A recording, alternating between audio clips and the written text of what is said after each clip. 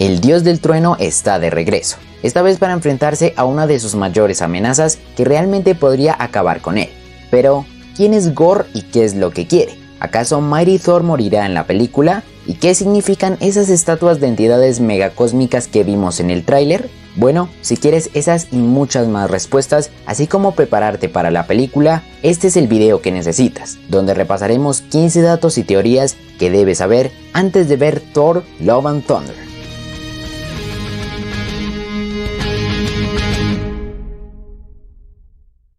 Trama y cuándo ocurre. Después de su largo camino, la película situará a Thor en un viaje diferente a todo lo que ha enfrentado, una búsqueda de la paz interior. Pero su retiro es interrumpido por un asesino galáctico conocido como Gorr, el carnicero de dioses, quien busca la extinción de todas las deidades del universo. Para combatir la amenaza, Thor debe solicitar la ayuda de la reina Valkyria de Nuevo Asgard, Korg, y durante su travesía se reencontrará con su exnovia Jane Foster, quien para sorpresa de Thor empuña inexplicablemente su antiguo martillo, el Mjolnir, bajo el nombre de Mighty Thor. Juntos se embarcan en una angustiosa aventura cósmica para descubrir el misterio de la venganza del dios carnicero y detenerlo antes de que sea demasiado tarde. Situada varios meses después de Avengers Endgame, donde veremos al dios del trueno buscar un nuevo camino en su longeva vida y tratar de reencontrarse a sí mismo, esta nueva historia adaptará en muy buena medida la historia de Thor: God Bomb, en la cual pudimos apreciar la gran enemistad entre ambos personajes. Y es que a pesar de que la película parezca colorida, cómica e incluso burlona, sabemos que Taika Waititi es capaz de adaptar historias muy grandes del dios del trueno, y con un cast de lujo en la piel de los personajes, puede no terminar siendo la mejor película del MCU, pero sí una de las favoritas de los fans. Villanos. El villano principal de la cinta será Gorr the God Butcher, o el carnicero de dioses, interpretado por Christian Bale. En los cómics fue presentado por primera vez en Thor: God of Thunder número 2 en noviembre de 2012, naciendo en un planeta sin nombre donde día a día la población moría por inanición. Gorr a muy temprana edad fue dejado a su suerte por la muerte de sus padres. Posteriormente, creciendo y teniendo su propia familia, vio como cada uno de ellos moría hasta finalmente quedar con su hijo Agar, quien al igual que los demás, falleció. A lo largo de su vida había sido incitado por su cultura a rezarle a los dioses, una religión que dejó de ser parte de él al creer que si los dioses realmente existieran no permitirían que la gente muriera de esa manera. Esto lo llevó a ser exiliado de su supersticioso pueblo. Mientras deambulaba por el desierto rezando para morir, Gorr fue testigo de la batalla entre dos dioses, un dios anciano oscuro llamado Null y un dios con armadura dorada y piel morada empoderado por la fuerza Enigma, los cuales se precipitaron desde el cielo y aterrizaron cerca de él. Sorprendido por darse cuenta de que los dioses existían, Gorr se enfureció cuando el dios de la armadura dorada pidió su ayuda. La espada del dios oscuro, transformándose en una masa amorfa de oscuridad viviente y uniéndose a él, se convirtió en su nueva arma, All Black the Necrosword. Con ella asesinó al dios con armadura de oro y luego juró vengarse de todos los dioses por no haber respondido nunca a sus oraciones. Gorr despreciaba a cualquier dios y viajó por el cosmos durante miles de años dispuesto a matarlos a cada uno de ellos. Fue así que en el siglo IX tendría su primer encuentro con Thor en la Tierra, una batalla que el dios del trueno libraría por cientos de años más y que acabó con el carnicero vencido, teniendo que unir 3 de sus encarnaciones del pasado, presente y futuro para poder derrotarlo. En la película lo más probable es que gran parte de esta historia se adapte, mostrando su gran odio por los dioses y cómo a lo largo de los milenios ha acabado con ellos, aún sin saber si él y Thor ya se habían enfrentado. Sin embargo, hay un aspecto muy representativo de este personaje y su conexión con otra entidad que tanto hemos anhelado ver en el UCM. Hablamos de All Black y Null. Anteriormente habíamos mencionado la batalla que convirtió a Gorr en el carnicero de dioses, que fue librada por la oscura y antigua deidad de Null. Él es el creador de la especie de los simbiontes, a la cual pertenecen Venom, Carnage y muchos otros personajes que ya conocemos. Su origen se remonta a la destrucción del sexto cosmos y la creación del séptimo cosmos, emergiendo del vacío primordial y gobernando el abismo existencial que se encontraba en ese momento. Si bien Null obtuvo su poder y afirmó ser la encarnación de la oscuridad primordial, esta existió mucho antes que él. Originalmente contento con dormir en el vacío, Null fue despertado por la luz de la creación, cuando los celestiales comenzaron a crear el universo. Indignado por el despojo de su reino de oscuridad, Null tomó represalias creando una espada de oscuridad viviente, la All Black, con la cual le cortó la cabeza a un celestial. Devuelto al vacío por los otros celestiales, Null usó la cabeza cortada del celestial que había asesinado como una forja para templar su espada en sus energías cósmicas, y determinado a devorar la luz divina que había usurpado su reino de oscuridad, Null manifestó una armadura simbiótica de la oscuridad sobrenatural que comandaba y se embarcó en una campaña genocida contra los otros dioses y la vida misma, convirtiéndose en una figura legendaria del terror para los seres divinos durante miles de millones de años después. Hablando de su espada, esta fue el primer simbionte en nacer, un ser en forma de objeto que es consciente y posee una voluntad malévola propia. Aunque estando subordinado a su portador, busca llevar a cabo su misión de purgar toda la vida del universo, especialmente los dioses, y al igual que otros simbiontes, es capaz de comunicarse con sus anfitriones y busca corromperlos. Cuando Gorr se unió a ella, sin saberlo siguió los pasos de Null. Durante su travesía con el carnicero de dioses se alimentaba de la sangre de las deidades que Gorr asesinaba, y fue en su primer enfrentamiento con Thor donde descubrió que podía usar el abismo viviente de la All Black para crear criaturas semi-inteligentes a las que llamó Black Berserkers, que usó como ejército para ayudarlo en su ola de asesinatos. Llevado al futuro lejano de la Tierra 14412, Gorr usó la All Black para construir un planetoide artificial en el borde del espacio que sirvió como su base de operaciones durante 900 años. Posteriormente, All Black sirvió como detonador y carga útil de la God Bomb. Esto ya se los explicaré más adelante. La Necrosword, también llamada la asesina de dioses, otorga inmortalidad, regeneración, fuerza, durabilidad, velocidad y reflejos sobrehumanos, así como la capacidad de manipular la materia constituyente y energía oscura. Por último, otorga el asesinato divino, donde es capaz de vulnerar la inmortalidad de las deidades asesinándolos como simples mortales. Dicho esto, debemos tener en cuenta la gran importancia que este artefacto tiene en la historia del personaje, pero que aún se desconoce si esta es realmente el arma que él porta. De por sí sabemos que él sí utilizará una espada. Principalmente este dilema ha surgido porque se desconoce si Marvel puede utilizar un artefacto simbionte sabiendo que los derechos de esta especie están en posesión de Sony, aunque realmente no creo que haya problema, y además es un objeto tan importante en la historia del personaje que creo que es esencial que lo veamos en la cinta, además de que plasmaría la conexión con la raza de los simbiontes, que lo más probable es que sí existan en el UCM, pero no se han presentado porque Sony no se ha puesto de acuerdo con Marvel, en vez de estar haciendo mamadas con vampiros, anunciando películas que serán peor que Iron Man 3 y volviendo a Kraven animalista. Disculpa, no sabía que trabajabas en PETA. ¡Qué marica! ¿De verdad esta es la empresa que tiene a Spider-Man? Ok, sin desviarme del tema, como dije, es muy importante que este aspecto salga en la película, y de hecho en los trailers podemos ver cómo en el cuerpo de Gorr hay unos cuantos rastros de materia negra, y que según los cómics esta arma puede adoptar diferentes formas como ropa o armaduras, así que estos indicios nos hacen pensar que sí veremos la Necrosword dentro de la película, y si resulta ser una simple espada negra con poderes inexplicables pero mamadísimos, pues ya que hubo que aceptarlo porque el estudio más serio del mundo no quiso hacer el fa. Pinche Sony. Multiverso. ¿Qué? ¿Que porque ya se estrenó Doctor Strange 2 dejaremos de hacer teorías del multiverso? Pues no. Esta película, al igual que una gran cantidad de proyectos de la fase 4, puede establecer una conexión multiversal con diferentes líneas temporales. Para empezar, la primera conexión ya la mencioné con la Necrosword, que involucra a la raza de los simbiontes y su vínculo con los diferentes universos. La segunda se relacionaría otra vez con Gorr, ya que en los cómics, 1000 años después de su primer enfrentamiento, Thor respondió a una oración que lo llamaba a un planeta sin dioses, reconociendo la obra de Gorr al encontrar las deidades masacradas. Mientras el dios del trueno trataba de cazarlo, el carnicero atacó Cronox, un mundo oculto también conocido como el Palacio del Infinito, que fue habitado por los dioses del tiempo, los cuales perecieron ante Gorr. Este había llegado allí para reclamar el estanque de los eternos, que mezclado con la sangre de los dioses del tiempo, permitió al carnicero atravesar la corriente temporal. Él volvió al principio del universo y mató a uno de los primeros dioses mayores, tomando el corazón de la deidad infantil como trofeo. Luego se dirigió hacia adelante en el tiempo milenios hacia el futuro y llegó a la Tierra 14412, reclamando un mundo desolado para que sirviera como su base de operaciones, conocido como el mundo oscuro de Gorr,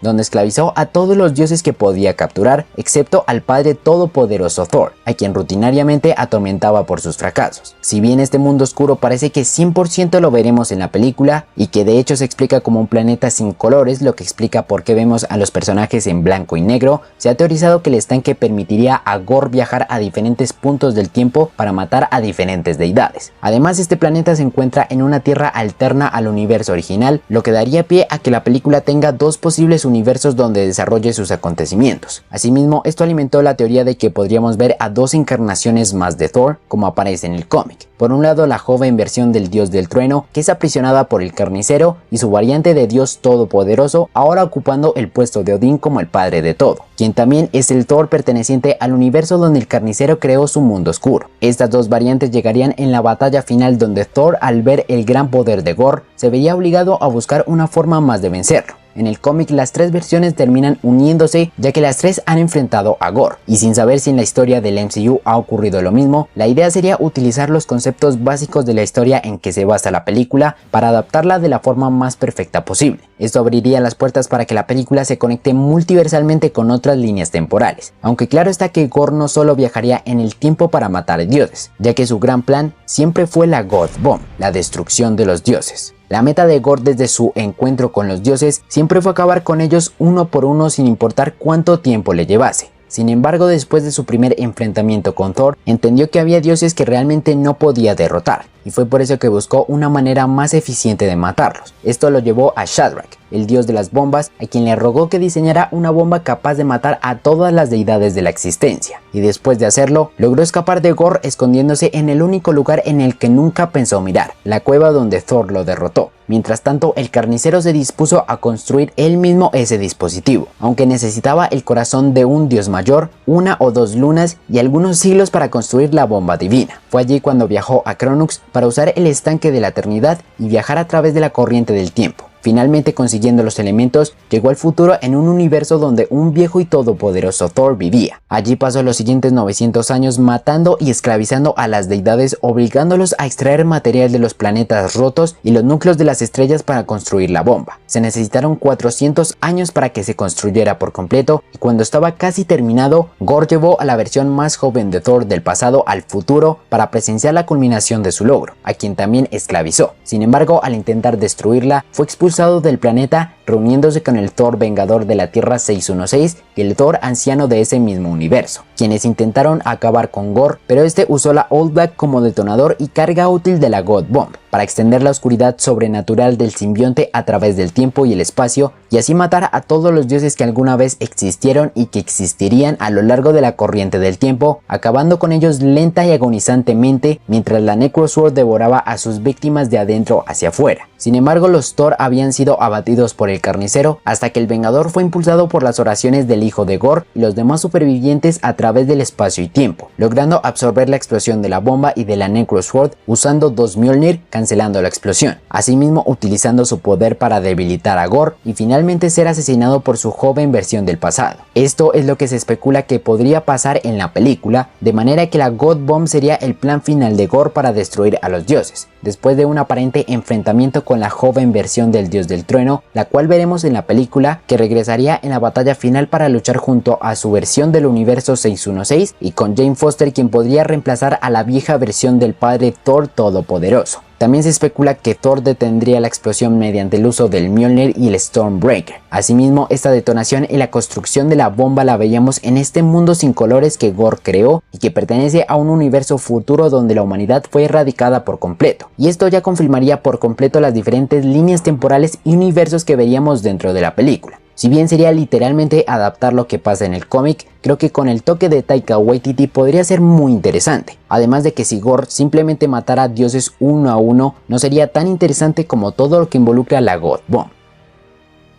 Mighty Thor. La otra gran protagonista que veremos en la cinta será a Jane Foster, esta vez con el manto de Mighty Thor, nuevamente interpretada por Natalie Portman. En las películas, la última vez donde la vimos fue en Thor The Dark World, siendo ella quien descubrió el Éter en la Tierra y ayudando a Thor a derrotar a los elfos oscuros, justamente con el dios del trueno renunciando a su trono en Asgard para estar con ella. Algo que al final nunca vimos, ya que Jane desapareció desde entonces y Thor se aventuró en otras batallas como Ultron, Hela y Thanos. Sin embargo, en esta película, cuando Thor regresa a la Tierra se encuentra con ella, y para entender su nuevo alias, primero debemos repasar su historia en los cómics. Mientras Thor luchaba contra Gorr, Jane fue diagnosticada con cáncer de mama, lo que la llevó a afrontar el fuerte tratamiento de la quimioterapia, y fue en ese tiempo cuando el Mjolnir que permanecía en la luna comenzó a buscarla telepáticamente. Esto debido a que en una batalla Thor perdió la capacidad de empuñarlo. Jane finalmente cedió a la llamada del martillo y le pidió a Heimdall que la llevara a su ubicación. Una vez allí, ella logró levantarlo obteniendo los poderes de Thor, transformando y mejorando su físico. También aprendió a utilizarlo desde que vio a Thor empuñándolo con ejemplo, y durante su travesía en las historietas ha combatido a villanos como Malekith y ha hecho parte de historias como Secret Wars y Secret Empire. En sí, esta es la historia que se especula que veríamos en la película, ya que se ha confirmado que Jane ha tenido cáncer y en busca de la cura viajó a Nuevo Asgard, de donde salió con nuevos poderes y el Mjolnir reconstruido. La teoría que he planteado es que el Mjolnir le hizo un llamado a Jane, quien había desarrollado el cáncer después del blip. De hecho, ella parece que fue una víctima del chasquido de Thanos, ya que según el diálogo que oímos en el tráiler, para ella fueron de 3 a 4 años que no veía a Thor, mientras que para él fueron 8 años, ya que ella no vivió los 5 en los que desapareció. Pero bueno, Jane iría a Nuevo Asgard con la esperanza de encontrar la cura y acudiendo al llamado del Mjolnir, donde este se reconstruiría y la convertiría en su nueva portadora. Desde ahí y ante la ausencia de Thor, quien ya se habría ido con los guardianes, ella sería la nueva Thor en la tierra utilizando el martillo, incluso con una nueva habilidad que es la capacidad de fragmentarse para atacar múltiples enemigos y luego regresar a su forma normal. Curiosamente, su encuentro con Thor se daría cuando estas criaturas simbióticas, que para mí son los Black Berserkers de Gore, ataquen el planeta y ambos Thor luchen contra ellas. A lo largo de la cinta unirían fuerzas para derrotar al carnicero y quizás revivir su romance. Sin embargo, está la teoría y la gran pregunta de si Jane morirá. En los cómics, todo el progreso de la quimioterapia realizada se perdía cada vez que usaba el Mjolnir para transformarse en Thor, dado que esta transformación mágica purgó todas las toxinas del cuerpo de Jane que se quedaban por los medicamentos. Esto hizo que la enfermedad no curara, ya que era parte de su cuerpo. Cuando Jane tuvo que transformarse en Thor con más frecuencia, su cáncer hizo metástasis y alcanzó la etapa 4. Doctor Strange le dijo a Jane que si se convertía en Thor una vez más, moriría, y por eso la convencieron de que dejara de ser Thor por el bien de su salud. Sin embargo, eso cambió cuando Jane se enteró de que la ciudad de Asgardia volaba hacia el sol debido a las acciones de Mango, quien quería matar a todos los asgardianos. Ella eligió convertirse en Thor por última vez para salvar Asgardia, incluso si la mataba, y se enfrentó al villano, finalmente venciéndolo y compartiendo un beso con Odinson, que era como ahora se llamaba el Thor original. Ella falleció. Negándose a aceptar la muerte de Jane, Odinson canalizó al dios Tempestad que estaba contenido dentro del Mjolnir, ahora destruido, y trató de usar su poder para devolverle la vida a Jane, al mismo tiempo que su alma se quedó vacilante en las puertas de Valhalla. Habiendo llegado a aceptar a Jane como uno de los suyos, debido a su sacrificio, Odín se unió a las fuerzas de su hijo y juntos la revivieron. Sin el poder de Mjolnir para transformarla, Jane centró toda su atención en la quimioterapia, aunque luego se convertiría en una valquiria. Esto es lo que también se especula que veremos en la película. Debido a que el cáncer afecta más la salud de Jane cuando se convierte en Mighty Thor, al final ella hará ese sacrificio ayudando al dios del trueno a derrotar a Gore, sabiendo que morirá una vez que termine. Y en ese caso habría dos posibles finales. El primero es que ella sea revivida como en los cómics y siga su travesía sin poder transformarse en Thor, ya que el Mjolnir fue destruido, a menos que en la película lo alteren y ella vuelva a la vida aún siendo la heroína y próximamente perteneciendo al nuevo equipo de Vengadores. El otro escenario es que ella morirá definitivamente y Thor continuaría su travesía sin ella. Personalmente prefiero el primer final, ya que si el personaje regresó fue por algo. Además, es una heroína con mucho potencial y creo que debe abordarse más allá de su protagonismo en esta película. Aunque el hecho de que ella continúe como la nueva Thor podría significar que Thor muere. Otra teoría que surgió debido a la aparición de Jane en su nuevo manto es que estaríamos muy cerca de ver el final del dios del trueno en el UCM. Si bien Avengers Endgame acabó con el viaje de 3 de los Vengadores originales, a los que dejó vivos ya podría decirse que tienen reemplazo, y a pesar de que parece que todavía les hace falta camino por recorrer, parece que Marvel finalizaría el viaje del personaje con esta película. Se especula que en la batalla final, Thor se vería obligado a realizar un sacrificio para detener a Gore. Sea la God Bomb o no, él acabaría con el carnicero, pero sus heridas lo llevarían a la muerte, pasándole la estafeta a Jane como su sucesora. De hecho, en el inicio del segundo avance oímos a Korg decir a unos niños que les contará la historia del vikingo espacial Thor Odinson, como si este ya no estuviera, o como si este relato fuera una forma de homenajear a su amigo, quien murió para salvar a los dioses del universo. Aquí realmente parece que es un 50-50. cuenta, ya que si bien pensamos que Thor estaba completamente acabado con lo que le habían hecho y que innecesariamente trataban de plantear una nueva aventura para él, ahora parece que hay Thor para rato y que hacen falta cosas por ver del personaje. Y es que sí hacen falta ciertas historias que nos gustaría ver en el MCU sobre el dios del trueno, pero también hay que aceptar que el traer al carnicero de dioses es una buena apuesta para acabar con él y despedirlo del UCM. Aún hay que esperar qué pasará y si realmente la historia da para que Thor continúe o si definitivamente su viaje ha terminado. ¿Otra vez Loki? Ok, esto sí ha sido una mera especulación que ha nacido desde los fans y realmente es una de las teorías más descabelladas que ha nacido sobre la película. Supuestamente, como ya muchos pensamos, Marvel traería de vuelta al dios de la mentira en esta entrega, y ni siquiera es el de la serie. Es el mismo que ya se ha muerto 530 veces y ha revivido otras 1240. La supuesta justificación de esto terminaría siendo la propia serie de Loki, donde la variante clásica del dios de la mentira relata lo que pasó con él. Lancé una proyección de mí mismo tan real que ni el maldito titán notó la diferencia. Y luego me escondí igual que un escombro inanimado. Luego de fingir mi muerte, me quedé flotando en el espacio, lejos de Thor y de todo lo demás. Este diálogo es la justificación de que Loki regresaría en la película, ya que en realidad eso fue lo que pasó con él después de Infinity War, y que fingió su muerte una vez más. Sin embargo, la versión clásica de Loki menciona que él se exilió en un planeta en completa soledad. Duele la soledad. Y si soy sincero, extrañaba a mi hermano. Quería saber si él o alguien me extrañaba. Pero en cuanto di mis primeros pasos para dejar el planeta, la ABT apareció. Si en realidad Loki siguiera vivo, esta sería la historia que su variante debería tener. Pero ahora que el multiverso fue liberado, él pudo seguir pasos completamente distintos a los de su variante clásica. Lo que haría que en vez de exiliarse o pasar mucho tiempo en soledad, él haya buscado otros lugares donde estar hasta finalmente reencontrarse con Thor. Supuestamente esa sería la teoría sobre el regreso de Loki. Realmente es algo que yo descartaría porque realmente Loki ya no tiene más camino en la línea 616 del UCM. Incluso Thor en su espalda tiene un tatuaje para recordar a su hermano. Así que las posibilidades de volver a ver a Loki en la película, a menos de que sea un flashback, es de 0,1%. ¿Qué significan las estatuas? Con la llegada del segundo avance de la cinta, pudimos notar que Jane se encontraba en un lugar donde había estatuas de varias de las entidades más poderosas del universo Marvel. Antes de tratar de explicar su importancia en la película, repasemos un poco quiénes son.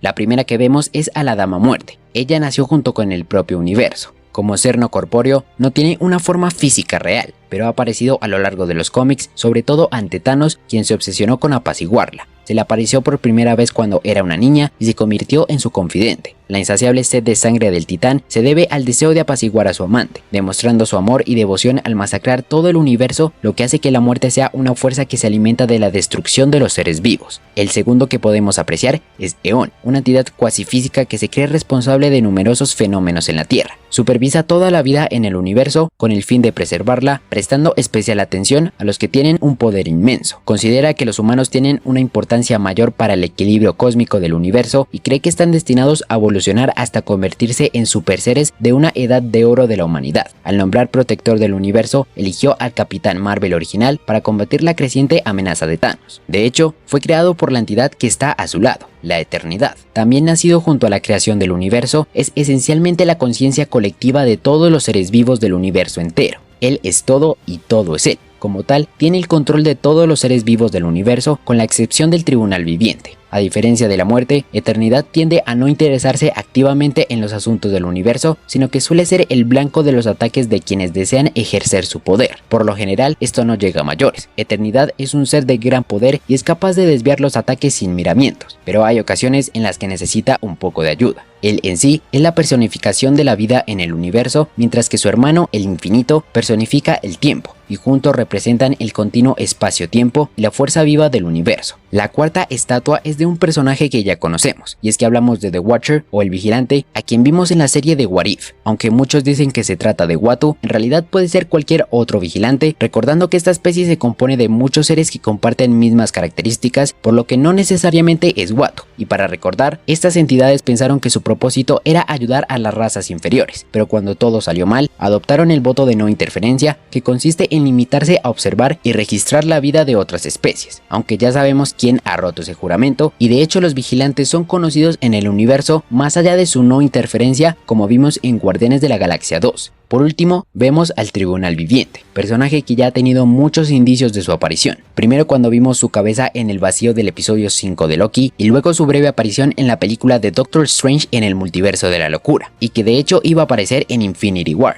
Esta entidad es un ser todopoderoso que ha existido junto al multiverso durante toda la eternidad. Incluso seres como la muerte, la eternidad y Eón están sometidos a su autoridad, por lo que es uno de los seres más poderosos de todo el multiverso, que solo sirve a One Above All, o conocido como el ser supremo de todo el universo Marvel. El Tribunal Viviente suele ser representado como un humanoide de 3 cabezas que juzga a los indignos, un ser imparcial que solo actúa en interés del universo. Dicho esto, y entendiendo la historia de cada personaje, se especula que estos personajes podrían hacer su gran debut en la película y podrían asociarse de múltiples maneras. Una de ellas es que Gorr busca matarlos por ser también considerados como deidades omnipotentes. La segunda es que ellos pueden ser una forma en la que Gorr busque asesinar a todos los dioses debido a su inmenso poder, y que también buscaría despertarlas, ya que estando en estas estatuas representan su inactividad en el universo. La otra forma es que sean simples estatuas para dar easter eggs a los fans de los cómics, pero personalmente hay una teoría que me gusta bastante. Esta especulación dice que este salón donde están ubicadas las estatuas es un aparente lugar de gran importancia que se relacionaría con el poder de los dioses y Gorr. De hecho, vemos tanto al carnicero como a la joven versión de Thor en este lugar, lo que alimenta la teoría de que en este sitio ocurriría algo sumamente trascendental para la historia. Y si vamos a los cómics, podríamos especular que es el Salón de los Perdidos, una sección de los salones del Omnisciente en Ciudad Omnipotencia que aparece en el cómic de Thor, donde este se enfrenta a Gorr. En este lugar se tiene el registro de los dioses inactivos o desaparecidos por el universo.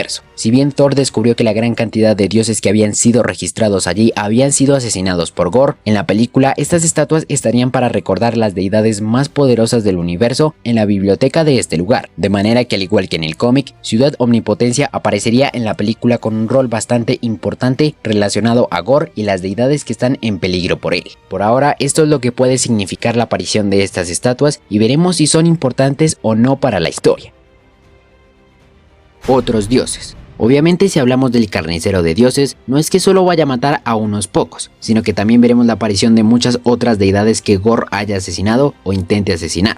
En primer lugar, deberíamos ver a Null y el dios de la armadura dorada, ya que son sumamente importantes en el origen de Gorr como villano. También veremos a Faligar el gigante, quien era el dios patrón de la frontera galáctica y el dios campeón del torneo de los inmortales. Faligar era un conocido de Thor, ya que ambos se cruzaban ocasionalmente en los caminos espaciales, pero después de su desaparición y que su nombre terminara en el Salón de los Perdidos de Ciudad Omnipotencia, Thor descubrió que fue asesinado por Gorr. Su cadáver entonces yacía pudriéndose en las costas de su mundo natal, rodeado de sus adoradores orando por su resurrección, que es justamente lo que pasa en la película, con una calca exacta de la viñeta del cómic. Se especula que veríamos más dioses en caso de que Gorr lleve a cabo su plan de la God Bomb, múltiples encarnaciones del dios del trueno, así como la posibilidad de ver a las deidades de las estatuas. Pero donde más se espera que veamos dioses es en la secuencia del Olimpo, donde Thor y sus aliados llegarían por algún motivo, que se dice que podría ser para prevenir a Zeus sobre Gorr, ya que él es el siguiente en su lista, aunque luego se desataría la batalla, donde deberían pelear con más dioses del Olimpo. De por sí veremos a Zeus interpretado por el actor Russell Crowe, quien es la típica versión del dios del rayo, pero con la comicidad y ridiculez que le puso Taika Waititi.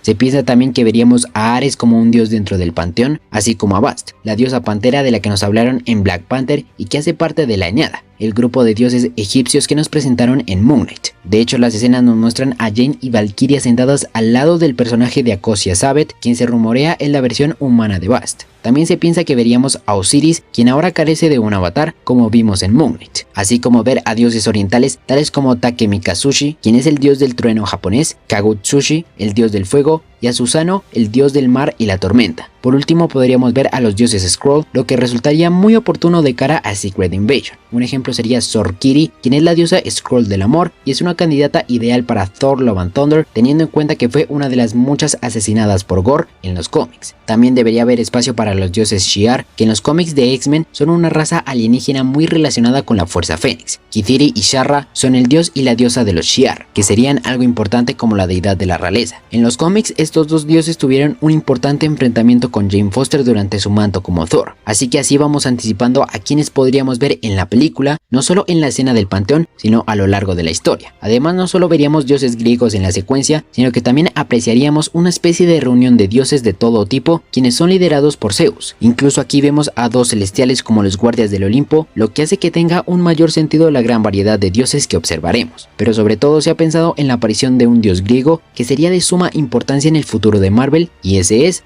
Hércules. Desde mucho tiempo atrás se había rumoreado la introducción de este dios mitológico dentro del UCM, recordando que ha llegado a aparecer en varias historias, siendo parte de los Vengadores, protagonizando su propia serie de cómics en el universo y siendo un constante personaje en interacción con Thor, la mayoría de veces como aliados, aunque incluso ha llegado a enfrentarse. En sí, el personaje es el que ya conocemos de la mitología griega, que goza de habilidades sobrehumanas como la fuerza, velocidad o inmortalidad. Sin embargo, se ha visto rodeado por situaciones que lo han hecho perder muchas de las cosas que amaba, como a su padre Zeus, y fue por esto que al dejar el Olimpo y tener varias aventuras con otros héroes, también ha tenido varios encuentros con otros dioses, como en Secret Invasion, donde se enfrentó a los dioses Skrull, Cleaving y Sigurd. También participó en la World War Hulk, combatiendo al gigante verde ya que quería ayudarlo. Pero fue en el asalto al Nuevo Olimpo, donde su madrastra Hera había heredado los poderes de Zeus y su control sobre los dioses. Hércules fue enviado para recuperar a Zeus del infierno, aunque esto no terminó como se esperaba. Para la película hubo fuertes rumores sobre la aparición del personaje debido a la de su padre, y es que él podría llegar al UCM con dos posibles escenarios. El primero es que Zeus sea asesinado por Gore y Hércules quiera unirse a Thor para vencerlo. De hecho, vemos que el rayo que Zeus tiene luego es utilizado por Valkyria y Thor en la pelea contra el carnicero. Sin embargo, también puede que Thor o Valkyria maten a este dios en la secuencia del Olimpo, lo que haría que Hércules quiera vengarse, o simplemente sería enviado por Zeus a matarlos, ya que de acuerdo a lo que pase en la escena del Olimpo, él se enemistaría con ellos, desatando una posible confrontación futura entre ambos dioses, como en los cómics. El otro caso es que Hércules se ha presentado en una escena postcréditos, quizás interpretado por Henry Cavill o por el actor Brett Goldstein. Su rol dependería de cómo se dé la relación entre Zeus y Thor, y en caso de la muerte del dios del trueno, él sería su reemplazo en el MCU, también ocupando un lugar en los nuevos Vengadores como en los cómics. Realmente hay bastantes indicios de que veríamos a este dios en la película, y creo que si se presenta como debe ser, será bastante interesante el potencial que el personaje puede tener en este universo. Conexión con otros proyectos. Como ya sabemos, los Guardianes de la Galaxia harán una aparición en esta película. Probablemente el primer acto de la cinta se enfoque en las aventuras espaciales que este equipo tiene junto al Dios del Trueno, que generalmente serían amenazas muy fáciles de neutralizar, hasta que por alguna razón deben irse mientras que Thor decide separarse para seguir con su nuevo camino. Esa razón sería el motivo por el cual la historia de su tercera película se desarrollaría. Como sabemos, esta cinta está actualmente en desarrollo sin aún saber qué enfrentarían los Guardianes, ya que creo que Adam será una amenaza temporal luego uniéndose a ellos. Se ha hablado de villanos como el Alto Evolucionador y en general esos son aspectos más de esa película. Por lo menos esta cuarta entrega de Thor nos mostraría su camino hasta esa historia que podrían conectar al final con una escena postcréditos. También se ha pensado que esta película podría tener una conexión con la secuela de Capitana Marvel por la entidad Eon, que como dije fue quien nombró a Capitán Marvel como protector de la Tierra, lo que haría que en esta historia él se manifieste y luego teniendo una aparición en The Marvels donde designaría a Carol como la protectora del planeta después de derrotar la amenaza que deberá enfrentar junto a Miss Marvel y Monica Rambeau. En sí, esta entrega podría abrir grandes puertas para lo que está por venir en el MCU y creo que estas dos son buenos ejemplos.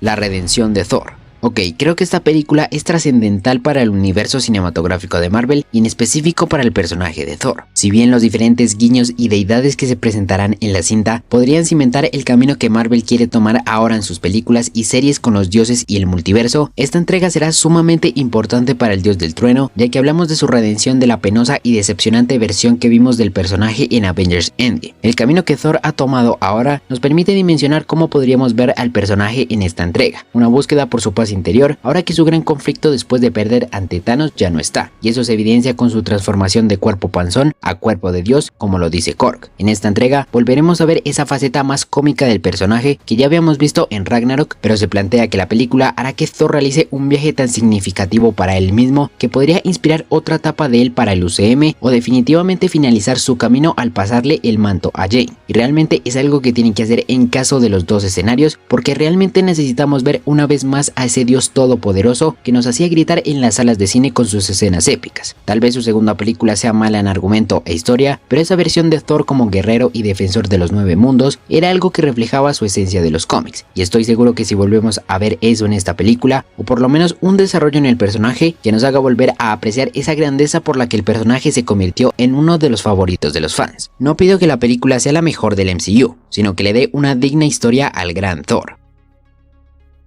Nuevo traje. Para finalizar, esta película también introducirá nuevas cosas acerca de la mitología del personaje en los cómics. La más significativa será su nuevo traje, el cual presenta tonos dorados y azules, así como una nueva máscara. Este equipamiento hace alusión a la armadura de batalla creada en la etapa de Walt Simonson con el personaje, donde una maldición que lanzó Hela sobre Thor hizo que sus huesos fueran extremadamente frágiles como el vidrio e incapaces de sanar si se dañaban. Por ello la armadura se originó para ayudar a Thor y lo hizo verdaderamente inmortal e incapaz de morir sin importar qué tan severas fueran sus heridas. En el caso de la película, esta armadura representaría que el personaje ha vuelto a su etapa como guerrero, y así como en los cómics lo volvería inmortal y sumamente poderoso, que quizás fue forjada por el mismo Thor. También en la cinta nos presentarán a las cabras Tub-Nasher y Tooth-Grinder, que son animales sacados de los cómics que ayudaban a Thor a transportarse a lo largo del universo y que lo han acompañado a muchas batallas. En la película ellas se encontrarían con Thor en un planeta donde el dios del trueno las adoptaría, caso contrario de las historietas donde fue Loki quien manipuló a Thor para domarlas. Ellas tirarán del bote que abre el camino arcoíris para transportarse a lo largo de la galaxia, y que hasta ahora eso es lo que se sabe sobre su papel en la película. Y bien, esto es todo lo que debes saber sobre la película antes de verla. Si bien hay bastantes cosas que veríamos en ella, hay muchas otras que podría que no. Sin embargo, creo que es una muy buena oportunidad para Marvel de abrir nuevos caminos en su universo y sobre todo de darnos una gran historia a los fans de esas que tanto nos gusta ver en el cine. Así que esperaremos si Thor Love and Thunder está a la altura de las expectativas. Así que nada, dejo el video por acá, no se les olvide si les ha gustado dejarle un like, y si no lo estás, suscribirte al canal con la campanita para que no te pierdas de los próximos videos. También que dejes todo lo que esperas de la película en los comentarios, y no se te olvide revisar más contenido de Marvel que puedes encontrar en el canal. Por mi parte esto fue todo, nos vemos en la próxima.